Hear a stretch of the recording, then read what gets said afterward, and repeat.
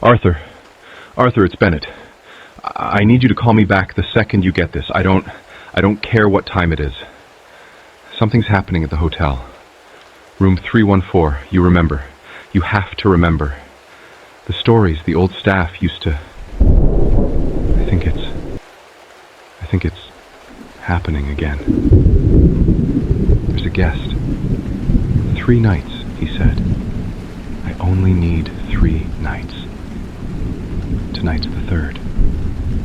I can hear something in there that isn't him. Please call me back.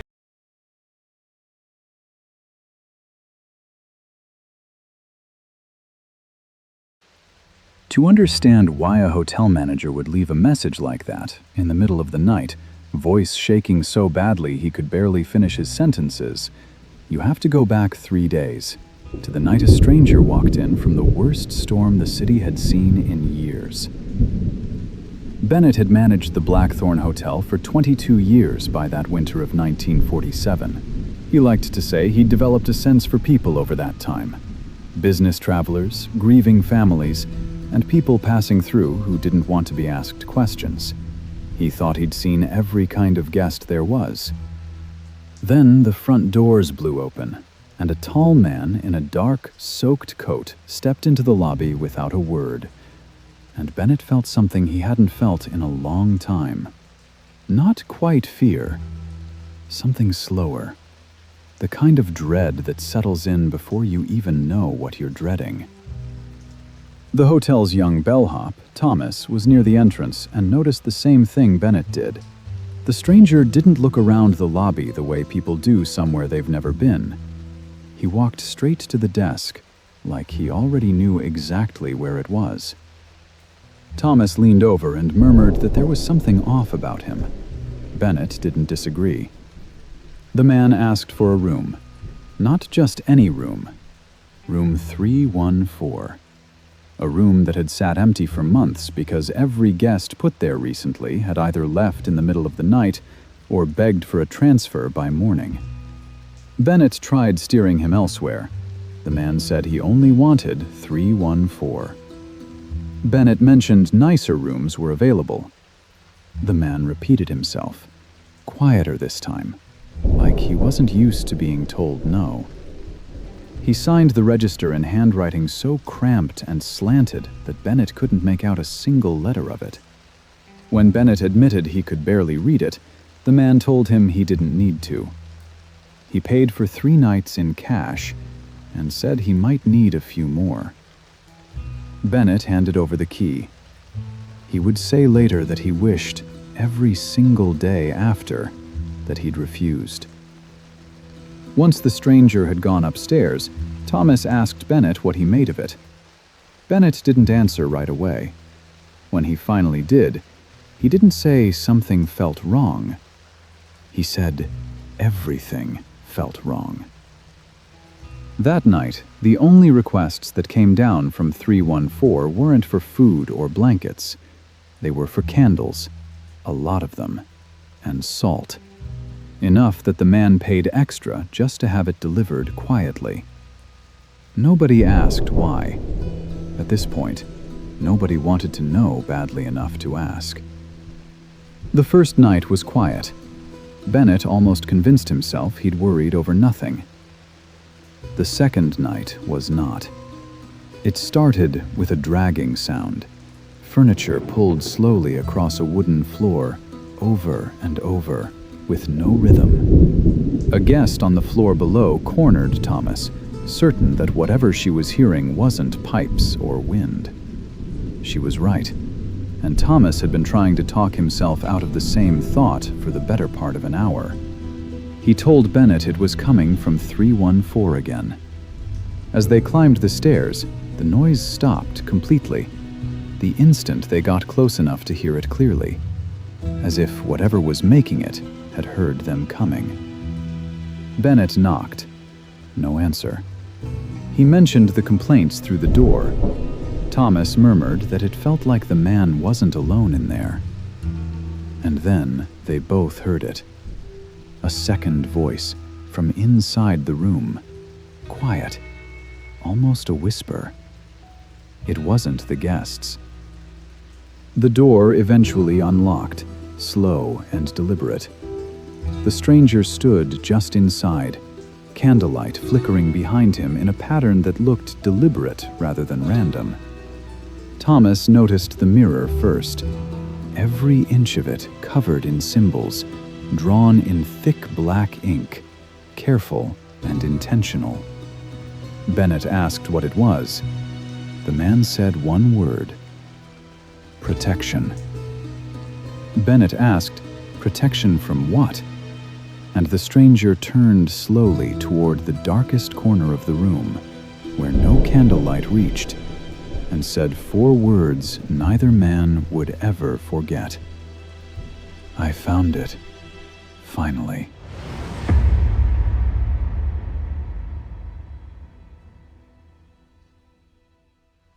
Thomas saw something shift behind the curtains just after. Brief, like weight settling, though both windows were shut tight, with no draft to explain it. Neither man said anything to the other. There wasn't really anything to say. The third night, the storm turned into the worst the city had seen all week. Power flickered across the building.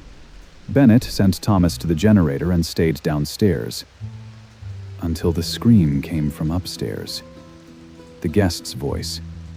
Not screaming out of fear, screaming at something, telling it to stay away from the door. By the time Bennett reached the 4th floor, furniture was crashing inside the room, one impact after another, underneath a low sound he still couldn't describe. Not the storm, not the pipes, something else. The guest was shouting that it wanted out, and then, from the outside, with no one touching it, the door handle began to turn on its own. Then, all at once, silence. That was the moment Bennett went straight to his office, picked up the telephone with hands that wouldn't quite steady, and called the one man he could think of who might actually believe him. Detective Arthur Hale arrived the next morning, and by then there was nothing left to argue about. The room had been forced open after the master key failed to turn. Every candle extinguished. The window still locked from the inside. The door still locked from the inside. Nothing missing, nothing broken. Except the guest, who simply wasn't there anymore. And across the mirror, in letters that hadn't been there the night before, it opened. Hale's first theory was the simple one, a staged escape. A man vanishing on purpose, using an old hotel's reputation to cover his tracks.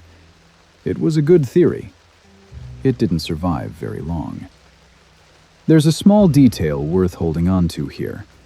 While Bennett and Hale talked in the office that first morning, Hale mentioned, almost wistfully, that he wished his elder brother could see a case like this, that his brother had always been drawn to the strange and unexplained, and would have loved exactly this kind of mystery.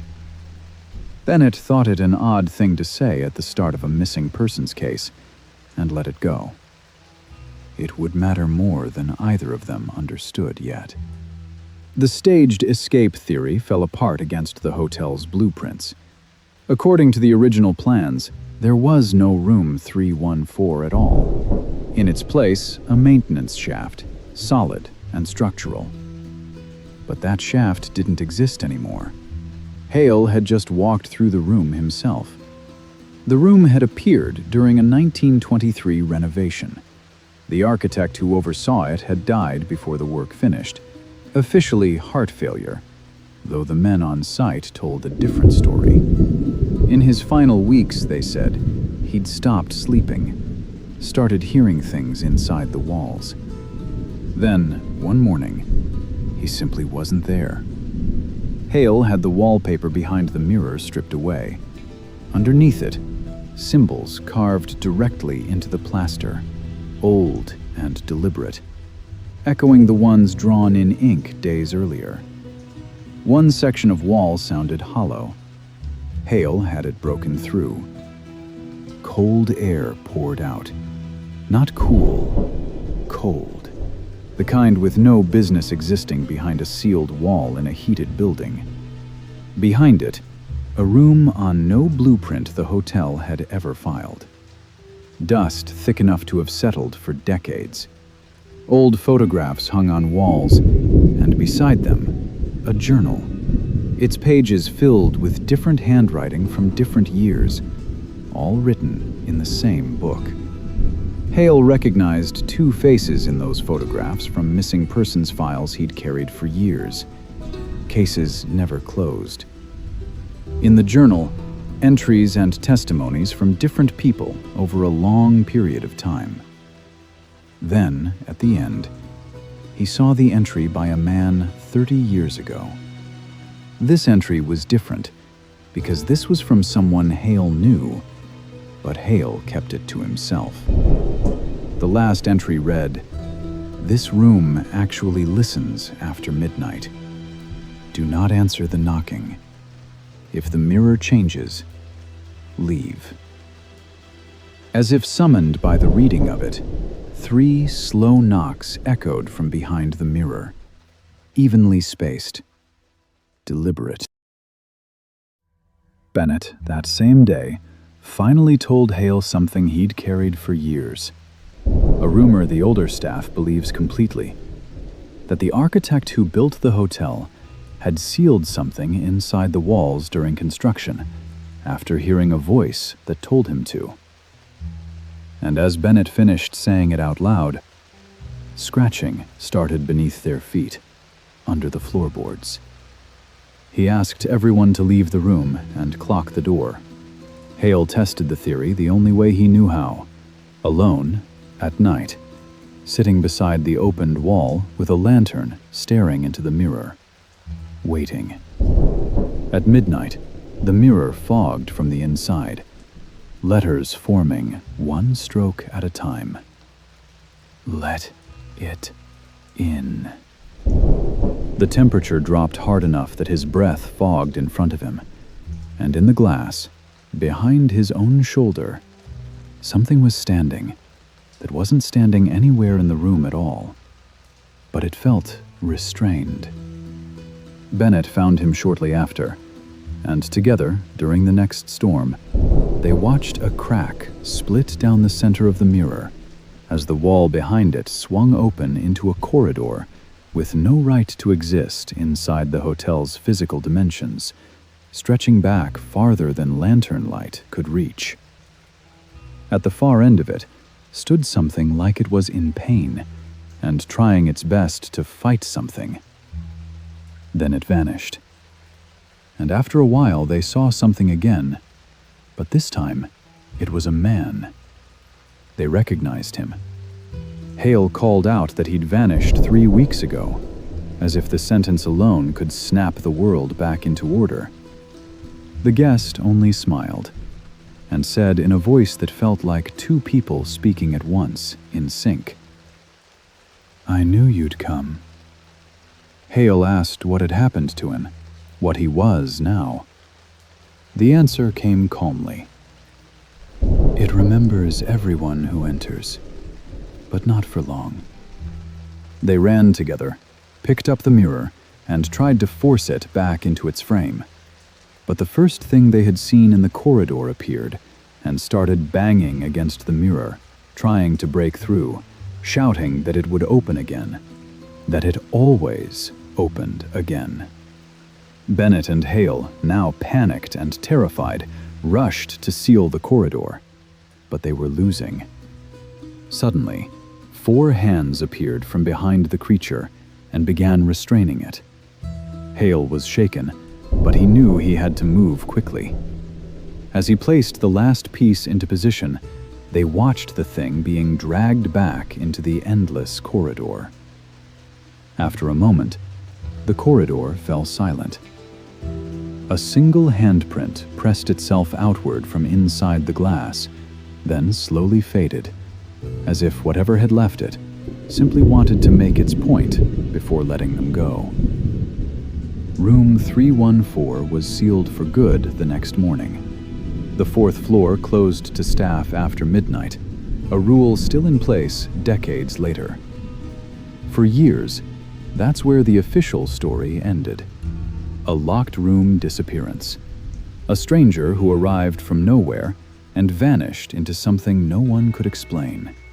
Hale closed the file without resolution, the same way it had sat, unsolved, for 11 names connected to that room before it. And the question Hale carried home with him that night, the one that wouldn't let him sleep, wasn't what the thing behind the mirror actually was. It was who that man had been. Who walks into a hotel with nothing, asks for a room he's never seen, and prepares for 3 nights as though he already knows exactly what's waiting for him? What were the hands that restrained the thing long enough for Bennett and Hale to seal the mirror? But most importantly, was he somehow being protected by them? Hale didn't have an answer yet. It would be weeks before he did. And when it finally came, it wasn't the kind of answer he was prepared for.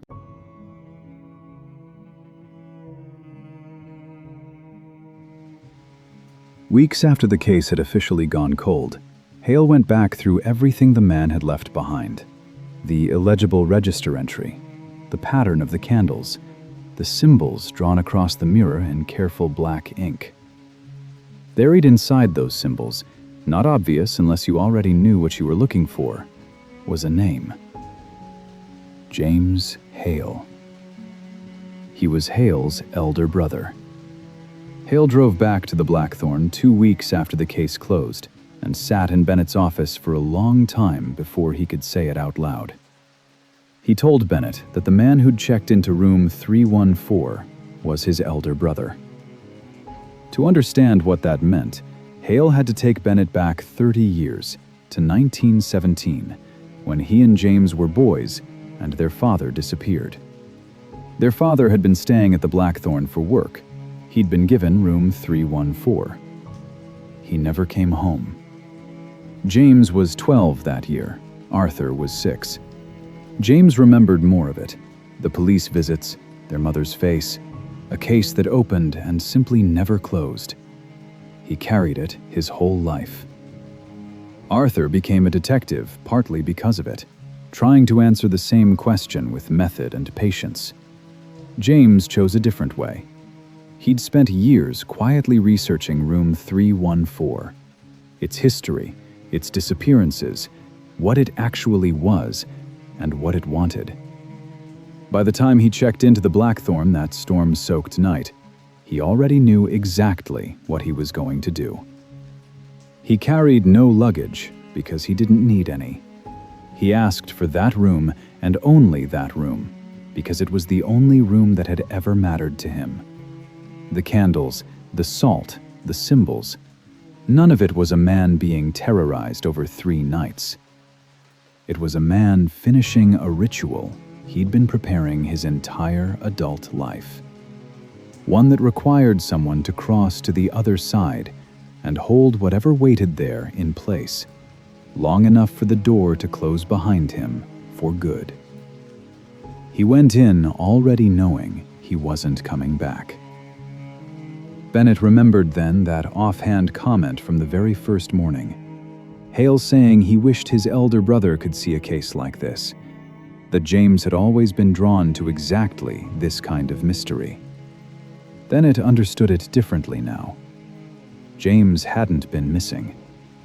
James had chosen, deliberately, years in advance, to be exactly where he ended up. Hale never got the chance to speak to his brother. He didn't know it was James until it was already over, the corridor already sealed, the case already gone cold. For a long time, he carried something close to anger, the thought that they could have done it together, that James should have told him, that there might have been another way. But he understood, eventually, why James hadn't said a word. James knew exactly what kind of man his younger brother was. He knew Arthur would have tried to stop him, or worse, tried to go in his place. James couldn't allow either, so he did the only thing that made sense to him. Arthur understood by now what they'd seen in the corridor. The four hands that had reached out from the darkness to restrain the thing. They hadn't belonged to strangers. They had been James and their father. Together, they had held it back just long enough for Bennett and Hale to seal the mirror forever. Whatever existed beyond that glass would never escape. He went first. He went alone. And he made sure, whatever it cost him, that his brother stayed safe on the other side of that mirror. Bennett, sitting across from him that afternoon, didn't have much to offer beyond silence and the weight of finally understanding what he'd watched happen in his own hotel. James Hale was officially listed as an unsolved disappearance. His file, like his father's before him, never closed.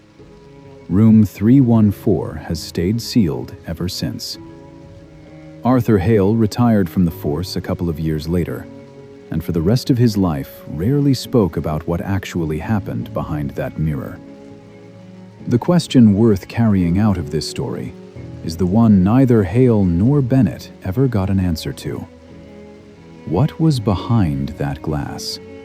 Something old enough, patient enough, to take a father and wait 30 years for his son to come and put an end to it. And if James Hale is still standing somewhere in that corridor, holding the door shut with everything he has left, what happens on the night he finally can't hold it anymore?